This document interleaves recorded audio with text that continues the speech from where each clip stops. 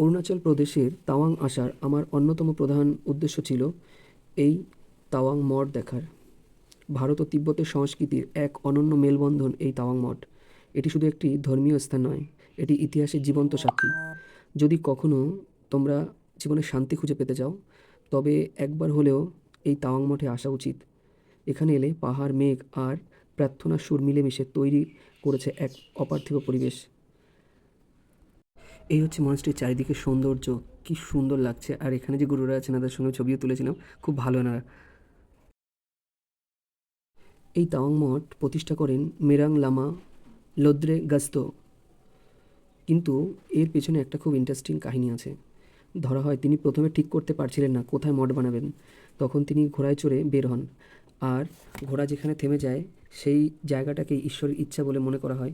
এই জন্য তাওয়াং নামের অর্থ হলো ঘোড়া কর্তৃক বা ঘোড়ার দ্বারা নির্বাচিত বা মনোনীত।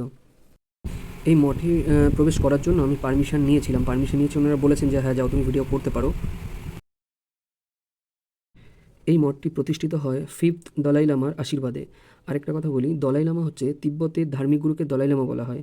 তিব্বতের যে বৌদ্ধিস্টরা রয়েছে তাদের যে ধার্মিক গুরু তাদেরকেই দলাই লামা বলা হয়। আর দলাই লামা বর্তমানে যিনি দলাই লামা রয়েছেন তিনি আমাদের ইন্ডিয়াতে রয়েছে, যার কারণে ইন্ডিয়া চায়নার মধ্যে একটা দ্বন্দ্ব হয়েছিল। আর এই 5th দলাই লামার আশীর্বাদে এটা তৈরি হয়েছে এই মঠ। তখন তিব্বতে যখন এই মঠ তৈরি হচ্ছে তখন তিব্বতে গ্যালুপ্পা সম্প্রদায় শক্তিশালী হচ্ছিল। আর তাওয়াং মঠ ছিল সেই সম্প্রদায়কে ভারতের দিকে ছড়িয়ে দেওয়ার একটি বড় কেন্দ্র। এই মঠের ভিতরে প্রবেশ করেছি, আর এইখানে হচ্ছে এনাদের প্রে করার স্থান। মানে এইখানে আসার পর না মনে হচ্ছে গৌতম বুদ্ধের কত কাছ থেকে দেখতে পাচ্ছি আমি। আসলে এই তাওয়াং মঠ ছিল এক ধরনের বৌদ্ধ বিশ্ববিদ্যালয়। এখানে দর্শন, তন্ত্র, যুক্তিবিদ্যা শেখানো হতো। বহু পুরনো পাণ্ডুলিপি সংরক্ষিত আছে এখানে। তিব্বতের ভাষা সংস্কৃতি শেখানোর অন্যতম কেন্দ্র এই মঠ। এইখানে যে কতটা শান্তি না এলে অনুভব করাই যাবে না। এই মঠের আরেকটা বিশেষত্ব হচ্ছে মুখোশ নৃত্য হয় এখানে, মানে অশুভ শক্তি দূর করার জন্য বিশেষ প্রার্থনা করা হয়। এই জন্য এই মঠ খুবই বিখ্যাত।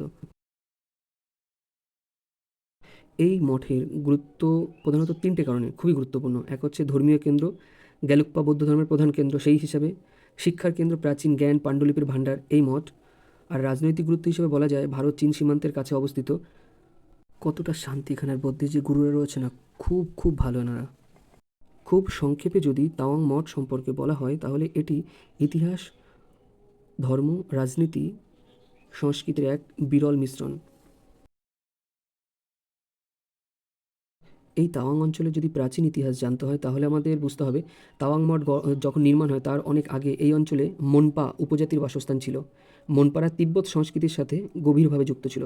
তারা প্রাথমিকভাবে বন ধর্ম ও লোকবিশ্বাস মানত। পরে ধীরে ধীরে এই তিব্বত বৌদ্ধ ধর্ম গ্রহণ করে। অর্থাৎ তাওয়াং মঠ তৈরি হওয়ার আগেই এখানে একটি সাংস্কৃতিক ভিত্তি তৈরি হয়েছিল যা মঠ প্রতিষ্ঠা সহজ করে দেয়। এইখানটাতে এনাদের মেন প্রে করার স্থান। আরও দুটো জায়গা আছে, চারিদিক থেকে বিল্ডিং রয়েছে। অরুণাচল প্রদেশের পাহাড়ের কোলে অবস্থিত তাওয়াং মঠটি এশিয়ার দ্বিতীয় বৃহত্তম মঠ। এই মঠ শুধু ধর্মীয় স্থান নয়, এটি তিব্বত সংস্কৃতি, শিক্ষা ও ইতিহাসের এক গুরুত্বপূর্ণ কেন্দ্র। তাওয়াং যারা আসবে প্রত্যেককে বলবো এই জায়গাটা যেন কেউ মিস না করে।